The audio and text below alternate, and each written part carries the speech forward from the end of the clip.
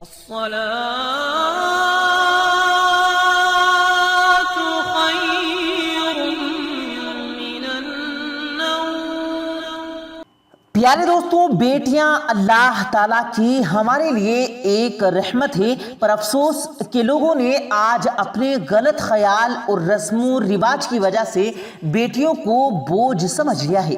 मगर आज की इस वीडियो में हम आपको एक बेटी का एक ऐसा वाकया सुनाने वाले हैं जिसको सुनकर आपका बेटी के लिए प्यार दोगुना हो जाएगा।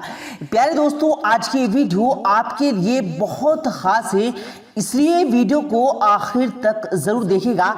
और अगर आपको बेटियों से बहुत मोहब्बत है तो इस वीडियो को लाइक भी करें और अपने दोस्तों के साथ ज्यादा से ज्यादा शेयर भी करें ताकि ये वीडियो ज्यादा से ज्यादा लोगों तक पहुंच सके। तो चलिए दोस्तों, वीडियो का आगाज करते हैं। प्यारे दोस्तों, हम जो वाकया आपको बताने वाले हैं ये बिल्कुल सच्चा है, इसके लिए आप गूगल पर चेक कर सकते हैं। प्यारे दोस्तों, ये वाकया यूरोप के एक देश रशिया का है। यहाँ पर एक बाप और एक बेटे एक घर में रहते थे। लड़की जवान थी और उसका बाप बहुत ही बूढ़ा था। लड़की का नाम पीरो था, बाप का नाम साइमन था और साइमन के परिवार में बेटी के सिवाय कोई और नहीं था। यानी कि इनके घर में बाप बेटी ही रहते थे। इनके परिवार में कोई और सदस्य नहीं था और इनका कोई रिश्तेदार भी नहीं था। ये बाप बेटी बहुत गरीब थे, यानी गरीबी में ही अपनी जिंदगी गुजार रहे थे। इसलिए इनके आसपास के लोग भी इनसे नाता नहीं रखते थे, लेकिन फिर भी वो अपनी जिंदगी खुशी से बिता रहे थे। इनसे लोग ना कभी दुख में बोलते थे और ना ही कभी सुख में बोलता था, यानी कि ना तो कोई इनसे मतलब रखता था और ना ही ये बाप बेटी किसी से मतलब रखते थे। लेकिन एक बार बाप और बेटी पर दुखों का पहाड़ आ गिरा। एक दिन रशिया के राजा ने साइमन को अपने दरबार में बुलाया और उसे किसी जुर्म का हवाला देते हुए मौत तक भूखमरी की सजा सुना दी। यानी कि राजा ने साइमन को किसी जुर्म में फंसा दिया और मौत तक उसको भूखा और प्यासा रखने की सजा सुना दी और मौत तक भूखमरी की सजा सुना दी गई। जब साइमन की बेटी को इस बात का मालूम हुआ कि उसके बाप को राजा के दरबार में कैद कर लिया गया तो वो भागी भागी दरबार में पहुंच गई। तो वो जाकर उसको पता चला कि उसके बाप को मौत तक भूखमरी की सजा सुना दी गई है। तो ये सुनकर बेटी को बहुत दुख हुआ। दुखी होकर राजा के पास गई और राजा के सामने एक अपील रख दी। उसने राजा से कहा कि उसका बाप जब तक कारागार में जिंदा रहता है तब तक वो अपने बाप से हर रोज मिलना चाहती है। राजा को उसकी ये बात माननी पड़ी, क्योंकि जब ये कानून था कि जब किसी को उम्र कैद की सजा सुना दी जाती थी तो उसकी आखिरी इच्छा भी पूरी की जाती थी। इस वजह से राजा को उसकी बात माननी पड़ी। मगर साथ ही साथ राजा ने पीरो के सामने एक शर्त रख दी। वो शर्त ये थी कि जब भी वो अपने बाप से मिलने कारगर जाएगी तो वो अपने साथ में कुछ भी खाने पीने का सामान नहीं ले जाएगी। और यही नहीं, वो अपने साथ कुछ भी नहीं लेकर जाएगी। वो अपने बाप से मिलने जाएगी तो पहले पहरेदारों के द्वारा अच्छे से चेक किया जाएगा, उसके बाद ही वो अंदर जा पाएगी। हालांकि ये शर्त सुनकर पेरो मान गई, क्योंकि उसको अपने बूढ़े बाप से मिलना था। पेरो अपने बाप से मिलने रोज जाने लगी। जब वो चाहती तो पहले गार्ड उसको चेक कर लेती, कहीं वो अपने साथ कोई सामान लेकर तो नहीं जा रही। जब वो पेरो को चेक कर लेते फिर वो उसको अंदर जाने देते।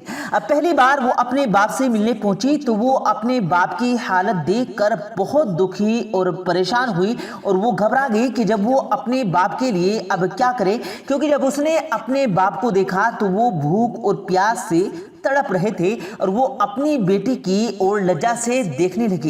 ये देखकर पीरो और ज्यादा घबरा गई। अब आप ये बात का अंदाजा लगा सकते हैं कि भूख और प्यास की वजह से जब इंसान की हालत ऐसी हो जाती है और किसी औलाद के सामने उसका बाप भूख और प्यास से तड़प रहा हो तो उस वक्त औलाद पर क्या गुजरती है। मगर उसके बाद पेरो ने थोड़ी हिम्मत की और सोचा कि अगर इस वक्त उसकी माँ यहाँ होती तो वो क्या करती, और पेरो अपनी माँ की आंख से अपने पिता को देखने लगी। फिर इसको एक आइडिया आया, अपने पिता को जिंदा रखने के लिए ऐसा काम दिखाया जो हमेशा हमेशा के लिए एक मिसाल बनकर रह गई। उसने अपने पिता को बहुजन प्राप्त करने के लिए अपना स्तनपान करने, यानी कि वो अपने पिस्तान से अपने बाप को दूध पिलाने लगी ताकि उसको पोषण मिलता रहे और वो जिंदा रहे। प्यारे दोस्तों, अब जैसा कि पेरो की राजा से अपील की हुई थी कि वो हर रोज अपने पिता से मिलने आएगी, इस वजह से वो अपने बूढ़े बाप के पास आने लगी, उसको हर रोज स्तनपान कराने लगी। इसके लिए पिता को भोजन मिलता रहा और उसकी मौत नहीं हुई। ऐसे करते करते काफी दिन बीत गए। राजा उस इंसान को जिंदा देखकर बहुत हैरान हुआ। ये देखकर राजा और पहरेदार बहुत घबरा गए और आखिर ये इंसान इतने दिन जिंदा कैसे रहा है।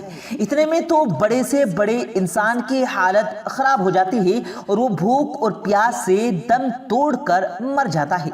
और जबकि ये तो एक बूढ़ा आदमी है और काफी दिनों से जेल में बंद है, इसने कुछ खाया पिया नहीं, फिर भी ये जिंदा कैसे रहा, यानी कि ये मरा क्यों नहीं।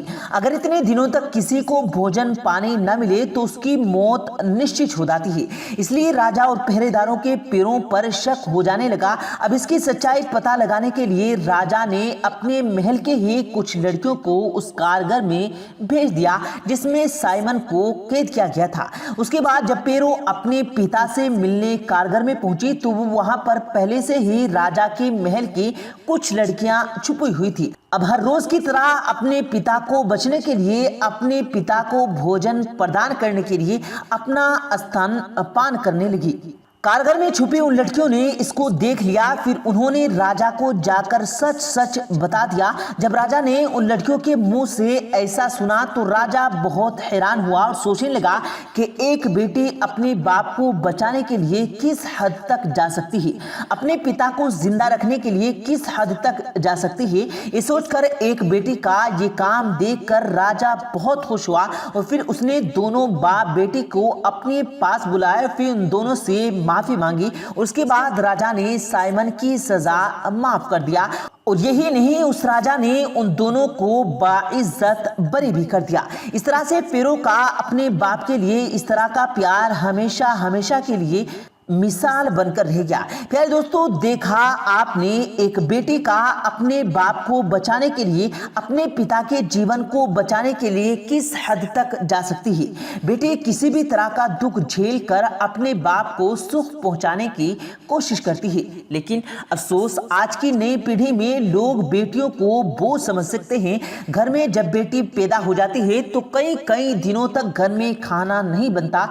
कई कई घरों में बेटी होने पर कोहराम मच जाता थी। और यही नहीं, आजकल तो इस नई पीढ़ी में ऐसी ऐसी मशीनें आ चुकी हैं जिसके जरिए से पहले ही देख लिया जाता है कि माँ की कोख में पल रहा बच्चा लड़का है या लड़की। अगर लड़की होती है तो कुछ लोग उसको माँ के पेट में ही उसकी हत्या कर देते हैं, यानी उसको इस दुनिया में आने से पहले ही मार देते हैं, उसको जीने के हक से महरूम कर देते हैं।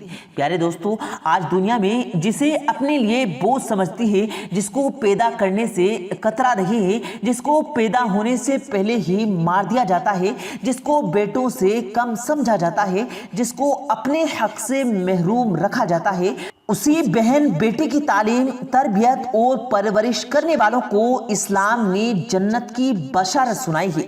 ऐसा हुक्म ताकि दुनिया के किसी और मजहब में नहीं है और खुद पैगंबर मोहम्मद सल्लल्लाहु अलैहि वसल्लम ने अपनी बेटियों से बेमिसाल प्यार फरमाकर दुनिया वालों को तालीम दी है।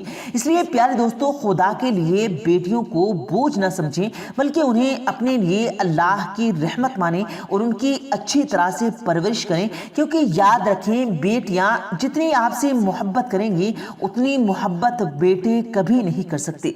इसलिए बेटियों को अल्लाह की नेमत समझकर परवरिश करें।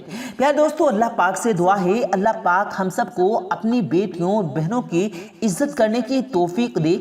आमीन, अल्लाहुम्मा आमीन। प्यारे दोस्तों, उम्मीद करते हैं आपको आज की हमारी ये वीडियो ज़रूर पसंद आई होगी।